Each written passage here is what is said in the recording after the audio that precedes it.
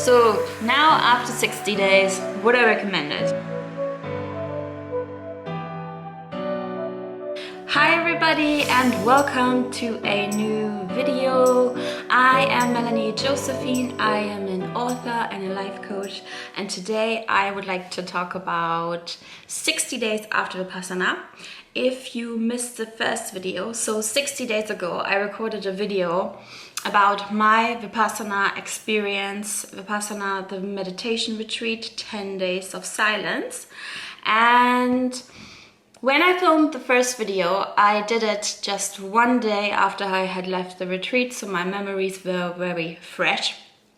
And then my first idea was to do a video 30 days after, but to be honest, 30 days after, I didn't feel like I had enough distance to the retreat to really review it again. So I thought I'd do it at 60 or 90 days after, and now it's 60 days, so here we are. So yesterday I watched my video again, and I was listening to everything, the challenges, the learnings, everything that I shared in that video. And actually I found it very interesting that after such a long time I obviously remember quite a few things that I said, but not everything. And it was very interesting. So I took I took 11 notes, and at the end of the video I am also going to say whether I recommend it or not. I did that last time, however, maybe my opinion has changed.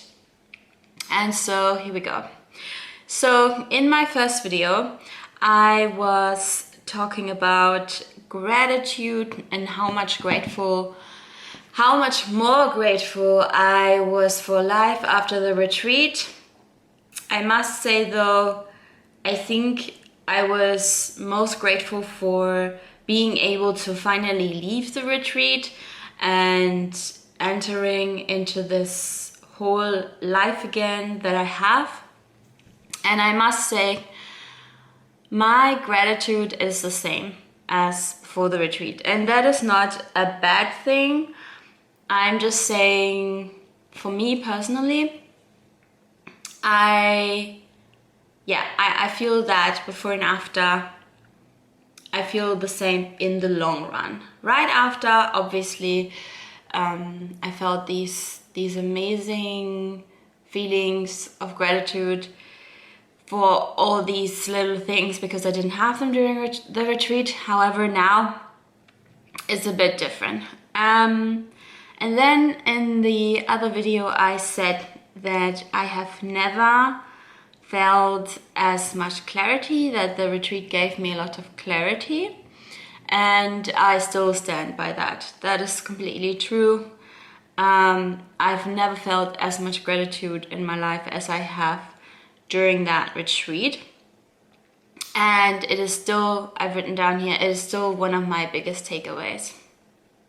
Then I was talking about sitting up straight and how much I benefited from having to sit up straight during the retreat. Unfortunately, I must say I didn't carry it forward.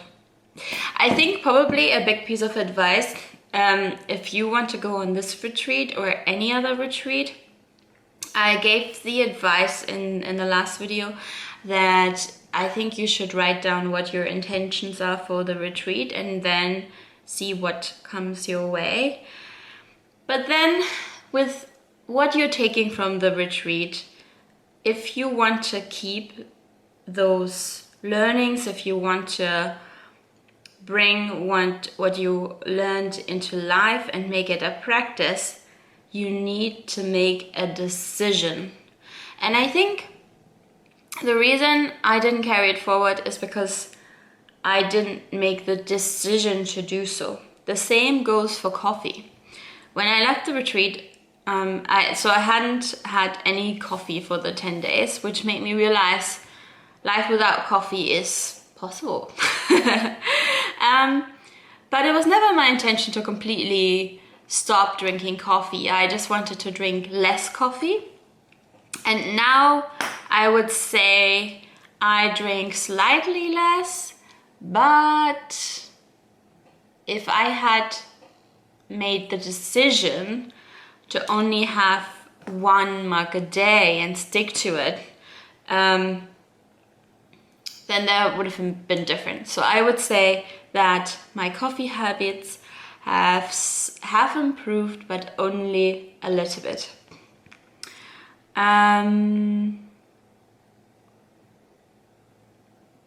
Oh, I was talking about priorities. Yes, I would say that I actually did start to take a lot more action, did start to go ahead and put my learnings into reality. That was something I wasn't sure of whether I would do it or not. When I recorded the last video, I was really like, I have this learning, but I'm really not too sure. But I think because that was one of my biggest learnings and I really, really wanted to implement it, that goes back to decision making. I made the decision to do so. So I did carry that forward, and I am still carrying that forward. I would actually like to share something super exciting in this video, because in the last video I said, oh, I'll tell you something exciting at some point, and then yeah, I haven't talked about it since. So the biggest clarity that I gained through the retreat is that I am a life coach. Now, I've had my life coach certification already. I've gained it 2 years ago, but then I decided to take up other work and not work as a life coach. However, during the retreat, I realized who I need to be as a life coach. That was actually my biggest hindrance.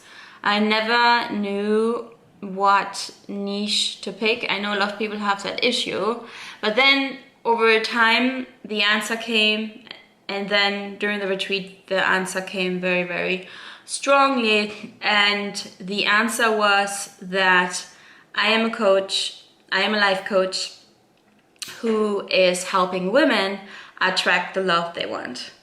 And I don't know if any of you have read the book The Why Cafe. It's about finding your purpose, and I had actually read it not too long ago, earlier in the summer before the retreat, and I found it very interesting that in the book the author says that when you find your life's purpose, you would think that you would just pick it up and do what your purpose is and be happy and so fortunate for knowing it and just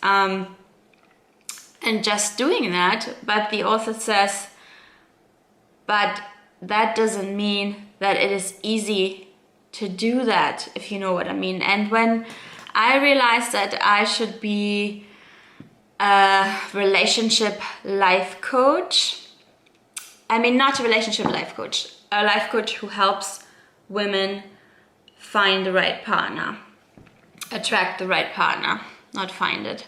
I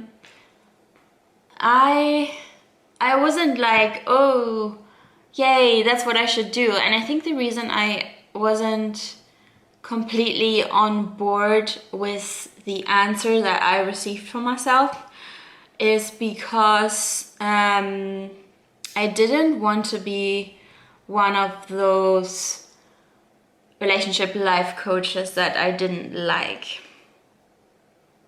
And maybe you'll think, well, you don't have to be. But this is also what came to me now. I really don't have to be. I can be a completely different life coach.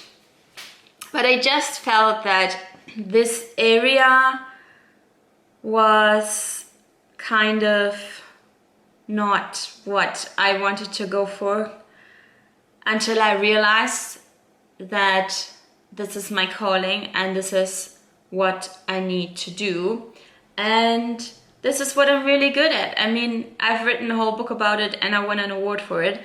And not that I have all the answers in terms of relationships, but it does mean that this is where I need to go and this is where my passion lies. And that's super exciting. So if you are looking for a coach, if you struggle in your relationships, or if you struggle, not in your relationships, if you struggle with dating and finding the one, I'm your girl. So then, not to procrastinate on things that can be done quickly. Yes, mostly I am going ahead and not doing that anymore. Oh, this is very interesting. So I talked a little bit about how the senses were heightened when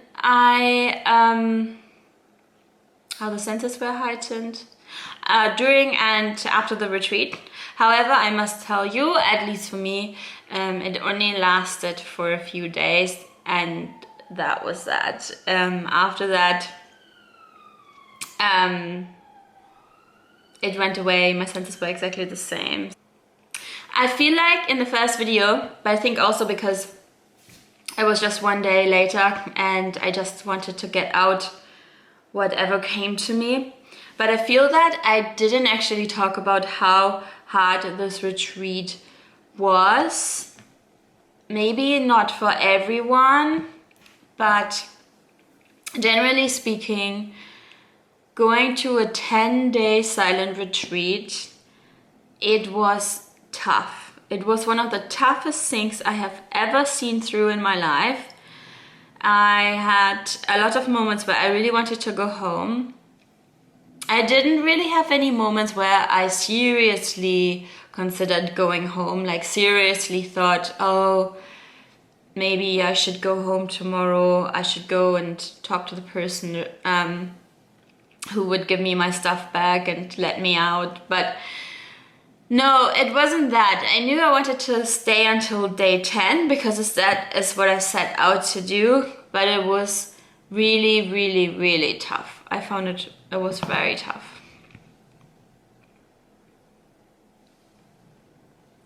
And then another thing that I realized watching my video and thinking about the experience is, you know, in the other video I said that in the first couple of days I was still exploring, and then eventually I realized the meditation technique that they teach there wasn't really for me. I think what I can take from that now is actually that most of the time, not all of the time, but most of the time, your gut instinct from the very beginning is usually right, because I didn't like the technique from the very beginning and I kept giving myself chances to like it, which was obviously not wrong. And I also had to do it to get to day 10 and also to get the results that I wanted to see in terms of the intentions that I've set.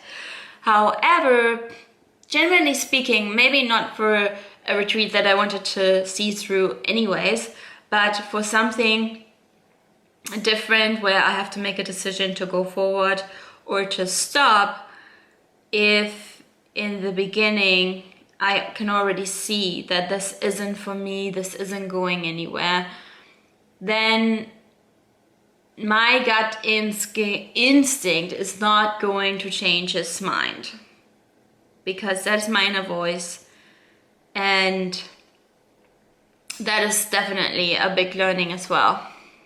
And now we're already coming to the end. So now after 60 days, would I recommend it? So in the previous video, I said I would recommend it if you felt called to do it. However, that's not really a recommendation, to be honest. I mean, all I'm saying is if you feel called to do it, you should probably do it. But in terms of recommendations, I would not recommend it. that doesn't mean that you shouldn't do it if you want to do it, especially if you feel called to do it. But I'm not recommending it. And why am I not recommending it? I'm not recommending it because I don't like the technique. I don't like the way that they teach you, and the way some of the rules I find a bit too much. And also the whole process of 10 hours and 45 minutes of meditation every day, I think that is too much. And yeah, so I am not recommending it. Anyhow, if you have your own experiences with Vipassana, or if you would just like to share your opinion in the comments below, or if you have any questions, then yeah, feel free to ask me. And I am looking forward to seeing you in my next video. Bye!